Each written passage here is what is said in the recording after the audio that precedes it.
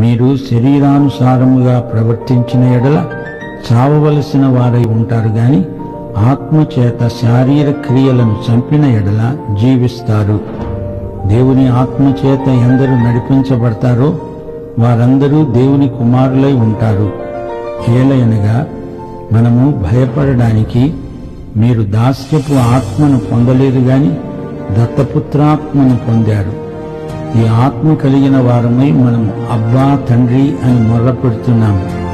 మనము దేవుని పిల్లలమని ఆత్మ తానే మన ఆత్మతో కూడా సాక్ష్యం ఇస్తున్నాడు.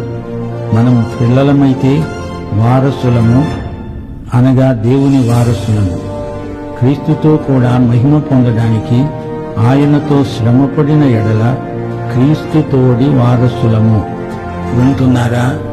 శరీరానుసారముగా జీవించేవారు దేవుని దృష్టిలో చచ్చిన వారే, మృతులే. దేవునితో అటు వారికి సహవాసం ఉండదు. దేవునికి దూరమైపోయిన వారు దేవుని విషయాలను మనస్కరించరు. ఆత్మ ద్వారా మీరు శారీర క్రియలను చంపేయాలి.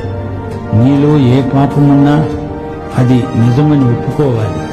దేవుని ఆత్మ నీ ద్వారా పనిచేయడానికి వీలవుతుంది. ప్రయాసపడి భారం మోసుకుంటూ ఉసూరుమంటూ నడిచేవారు యేసు దగ్గరికి వచ్చి విశ్రాంతి